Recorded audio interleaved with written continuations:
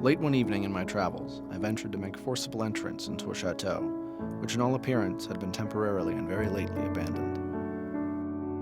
I established myself in one of the smallest and least sumptuously furnished apartments. It lay in a remote turret of the building, and its decorations were rich, yet tattered and antique.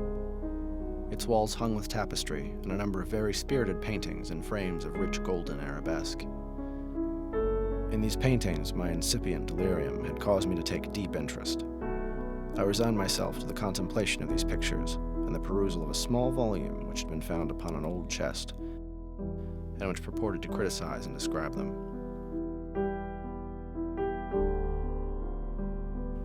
Long I read, and devoutly I gazed. Rapidly and gloriously the hours flew by, and the deep midnight came. The position of the light displeased me, and reaching out my hand I placed it so as to throw its rays more fully upon the book. But the action produced an effect altogether unanticipated. The rays now fell within a niche of the room which had hitherto been thrown into deep shade by the furniture. I thus saw in vivid light a picture all unnoticed before. It was the portrait of a young girl just ripening into womanhood. It was a mere head and shoulders, done in what is technically termed a vignette manner, much in the style of the favorite heads of Sully. The frame was oval, richly gilded and filigreed and Moresque. As a thing of art, nothing could be more admirable than the painting itself.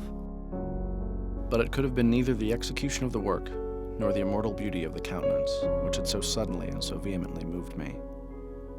For I had mistaken the head for that of a living person. I remained, for an hour perhaps, half sitting, half reclining, with my vision riveted upon the portrait.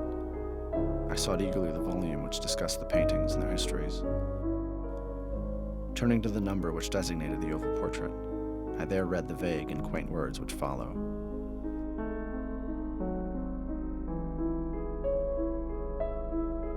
She was a maiden of rarest beauty, and not more lovely than full of glee. And evil was the hour when she saw and loved and wedded the painter.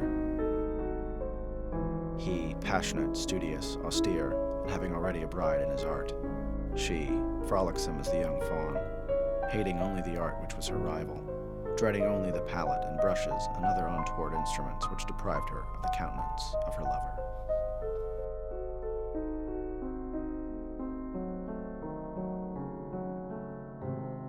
It was thus a terrible thing for this lady to hear the painter speak of his desire to portray even his young bride.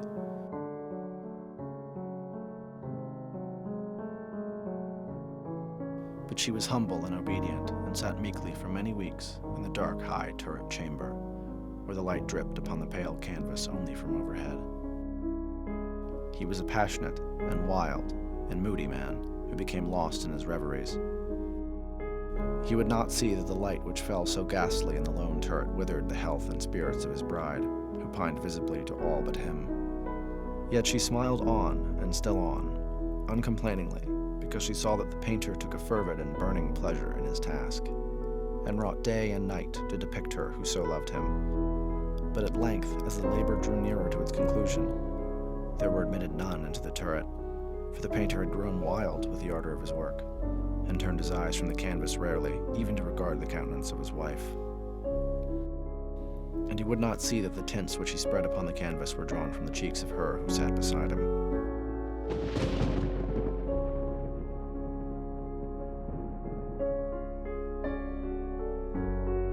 And when many weeks had passed, and but little remained to do save one brush upon the mouth and one tint upon the eye, the spirit of the lady again flickered up as the flame within the socket of the lamp. And then the brush was given, and then the tint was placed. And for one moment the painter stood entranced before the work which he had wrought, and while he yet gazed, cried with a loud voice, "This is indeed life itself."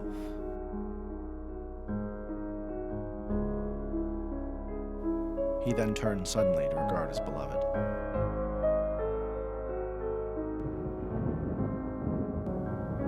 She was dead.